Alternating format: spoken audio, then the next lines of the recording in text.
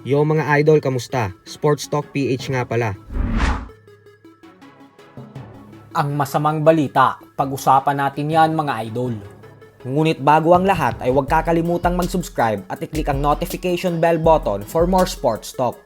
So kanina nga lamang po ay isang hindi magandang balita ang dumating para sa ating mga Pinoy boxing fans. Ito po ay dahil sa latest interview sa Japanese promoter ng current undisputed super bantamweight world champion Japanese monster na Naoya Inoue na si Hideyuki Ohashi, ay direkta na po nitong sinabi na wala nang magaganap na sagupaan sa pagitan ng ating pambato na si former 3 Division World Champion Janriel Casimero at Naoya Inoue.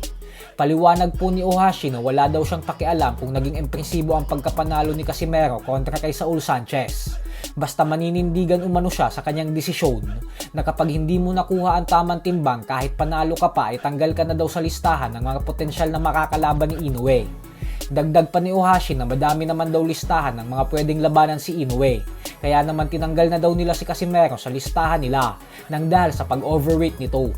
Bukod dyan ay sinabi din nito na hindi umano nila tatanggapin ang first round technical knockout win ni Casimero kay Sanchez. Kaya naman dahil dyan ay prangka na po nitong sinabi na 100% na daw siyang sigurado na wala nang mangyayaring bakbakan sa pagitan ng angas ng Pinas at ng binansagang halimaw ng Japan. Nakakalungkot po itong balita para kay Casimero. Gawa ng alam naman nating lahat na mahigit 5 taon niya nang hinahamon si Inoue. Pero dahil mismo ang promoter na ni Inoue ang nagsabi, kaya naman mukhang malabo na talagang magtuos ang dalawa kailanman. Kung atin pong matatandaan ay nitong nakalipas na taon lamang, ay sinabi pa lang ni Ohashi na interesado silang gawin ang laban ni Casimero at Inoue pagkatapos ng hindi masyadong magandang performance na ipinakita ng ating pambato kontra kay Yukinori Oguni. Kaya naman ang ipinagtataka ngayon ng mga tagahanga ni Casimero ay bakit umano noong hindi maganda ang performance ni Casimero laban kay Oguni ay gustong-gusto nilang itapat si Casimero kay Inoue. Pero ngayon umano na maganda ang ipinakitang performance ni Alas kontra kay Sanchez ay agad nilang sinarado ang pinto na makalaban nito si Inoue. Bukod dyan ay nahanapan din ng mga fans ng buta si Ohashi dahil nag-overweight din naman umano dati si Luis Nery sa naging laban nito sa Japan at binigyan pa nila ito ng lifetime ban. Pero sa bandang huli ay pumayag pa din sila na makalaban nito si Inoue at tinanggal pa nila ang parusa ditong lifetime ban.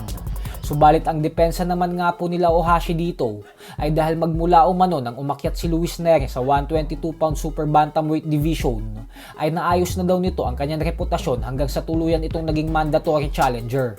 Dahilan kung bakit pinagbigyan ulit nila ito na makalaban sa Japan at naitapat nila kay Inoue. So hanggang dito na lang po muna tayo mga idol. Sports Talk PH, kakaiba ang laban ng mga Pinoy. Lakas at dedikasyon, ang aros ng tinuon. Kamaong nagbabaga, ang sayo ay babaon. Mga Pinoy na ating pambato.